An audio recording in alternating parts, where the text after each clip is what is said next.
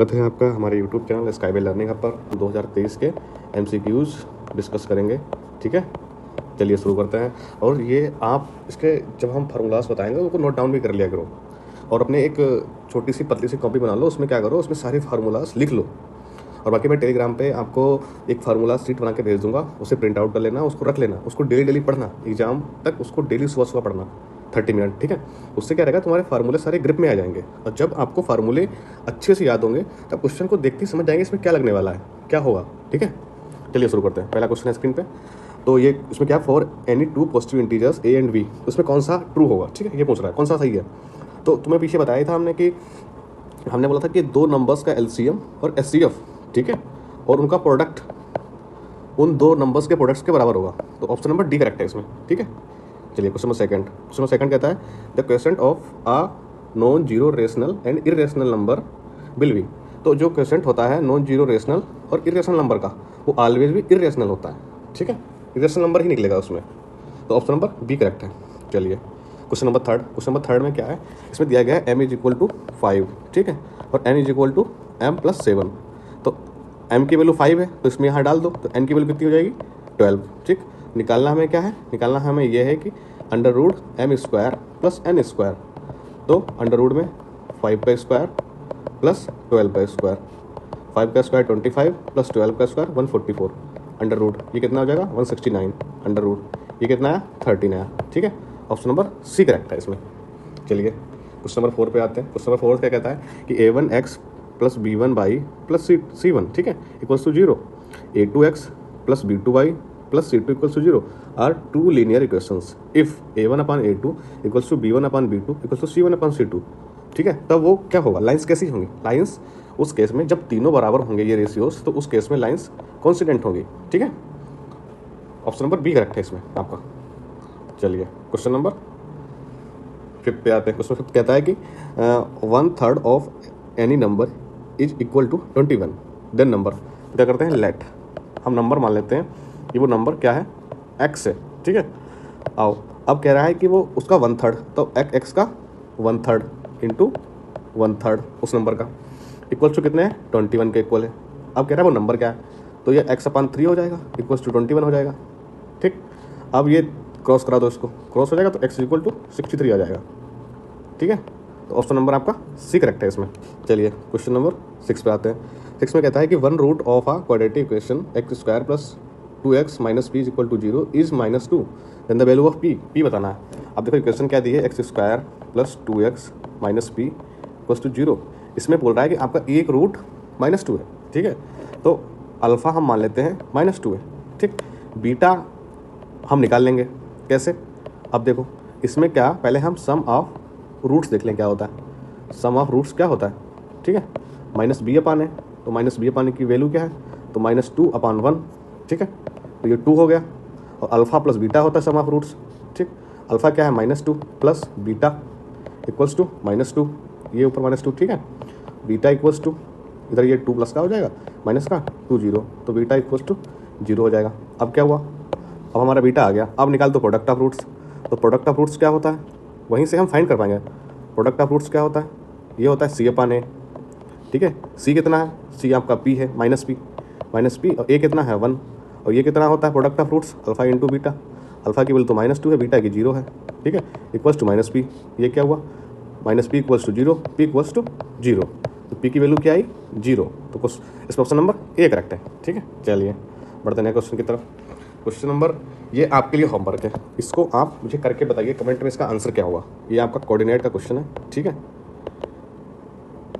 और क्वेश्चन में है the coordinate of the point on the x axis and equal distance from the point. ठीक है, 2, -5 and -2, 9 will be. ठीक है, ये आपको आंसर बताना है कमेंट में। क्वेश्चन नंबर नेक्स्ट कहता है कि sin a = cos है, तो sin a = cos है। ठीक है, ये होता है। और हमें पता है कि cos a = क्या होता है, sin 90 - a मान लो या थीटा मान लो, हम a कर देते हैं। ठीक है, थीटा में थीटा ले लेते हैं, a में a ले लिया। ठीक, ये होता है, इसको ऐसे लिख सकते हैं cos a को। तो यहाँ भी क्या लिख लेंगे, sin a = sin a 90 - a। अब दोनों तरफ इन्वर्स ले लो साइन का, साइन का इन्वर्स ले लेंगे हम, sine inverse sine A equals to sine inverse, ये लिखते नहीं है, ये हमेशा एज्यूम कर लेते हैं, ठीक है, क्योंकि उससे क्या रहता है कि ये एज्यूम करने हैं, इतना हमें पता है कि यहाँ से कैंसिल आउट हो जाएगा, वो ऐसे हम कह नहीं सकते। अब यहाँ पर क्या है, हमें साइन इनवर्स ले लिया तो यहाँ से अब कैंसिल आउट हो जाएगा ये, तो ए इक्वल्स टू क्या हो जाएगा 90 माइनस ए, ठीक, ये हो जाएगा 2a, ए इधर आएगा equals to 90, A equals to 45, क्या है 45 डिग्री आया। ऑप्शन नंबर सी करेक्ट है इसमें। चलिए क्वेश्चन नंबर 9 है आपका। क्वेश्चन 9 कहता है कि diameter of a 2 circle, circle में क्या होता है पाई आर स्क्वायर होता है, ठीक, उसका एरिया होता है। डी इज इक्वल टू क्या होता है 2r1 और इसको क्या लेते हैं 2r2, ये इक्वल टू कितना है हमारा 4/9 है, ठीक है, 2 यहाँ से कैंसिल आउट हो गया, r1/r2 कितना हुआ 4/9 हुआ, ठीक, ये हमारा आपका रेडियस का रेशियो आ गया। अब हमें निकालना है उसके जो कॉन्फ्रेंस सरकमफ्रेंस है उसका रेशियो निकालना है, ठीक है। अब सरकमफ्रेंस ऑफ अ सर्कल का रेशियो जो निकालना होता है उसका फार्मूला क्या क्या होता है 2πr, ठीक, तो पहले वाले सर्कल के r1 मान लेंगे, दूसरे वाले के लिए πr2 मान लेंगे, ठीक, 2π से 2π कैंसिल, वो कांस्टेंट वैल्यू है, तो r1/4/9 तो सेम ही आ जाएगा, हाँ नंबर बी करेक्ट है। चलिए क्वेश्चन नंबर नेक्स्ट, इसमें क्या है a इक्वल्स टू 30 डिग्री है आपका, और आपको बतानी है 1 + tan square a upon 1 + cot square a, तो ये 1 + tan 30 की वैल्यू कितनी हो गई, tan 30 की वैल्यू होती है 1/√3 और उसका स्क्वायर, ठीक, और cot 30 की 1 + √3 का होल स्क्वायर, ये क्या हो जाएगा 1 + 1/3, ये हो जाएगा 1 + 3, 3 बन जाए 3 और 4, 4/3, नीचे 4 हो जाएगा, ये क्या होगा 4/3 × 1/4, 4 से 4 कैंसिल, 1/3 आपका answer. Option number D correct है इसमें। चलिए क्वेश्चन नंबर 11, उससे पहले क्वेश्चन नंबर आपको 12 करना है। अब 12 में देखो क्या relation between the mean, median and mode, आपको ये बताना है। अब इस रिलेशन पर देखिए ये रिलेशन भी दिया गया है और इस पर सेम बेस्ड आपको क्वेश्चन भी दिया गया है, तो आप पहले ये समझो क्या होता है रिलेशन। रिलेशन क्या कहता है कि जो मोड होता है वो 3 मीडियन के और -2 मीन के इक्वल होता है, ठीक है, ये फार्मूला होता है इसमें। ऑप्शन नंबर बी करेक्ट है। हम लिख सकते हैं कि जो मोड इज इक्वल टू क्या होता है 3 टाइम्स मीडियन, ठीक है, -2 टाइम्स मीन, ठीक, ये फार्मूला याद रखना, बहुत इंपॉर्टेंट फार्मूला है। और सेम इस पर क्वेश्चन दिया गया है, इसमें क्या है मीन दिया गया हमें, मीन कितना दिया गया है आपको, मीन दिया गया आपको है 24.1, मोड कितना दिया गया है आपको 28, ठीक, हमें निकालना है क्या मीडियन। फार्मूला क्या होता है, फार्मूला होता है mode is equals to 3 median -2 mean.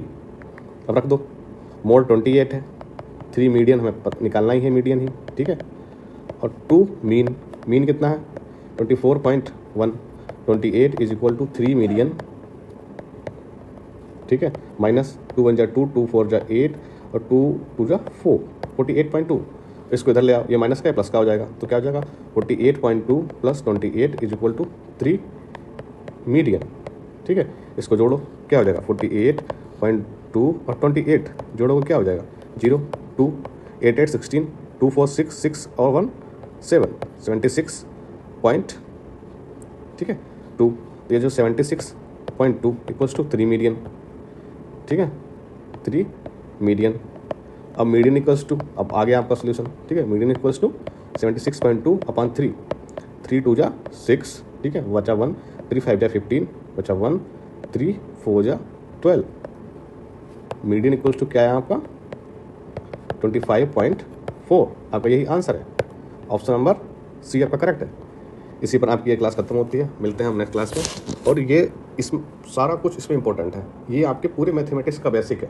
MCQs में होता क्या है, आपके सारे चैप्टर्स का निचोड़ होता है कि आपने क्या सीखा, ठीक है। तो MCQs हमने इसलिए पहले करवाए हैं ताकि आप समझ पाएँ कि चैप्टर का बेसिक क्या है, उसका स्ट्रक्चर क्या है, ठीक है। Thank you so much, bye.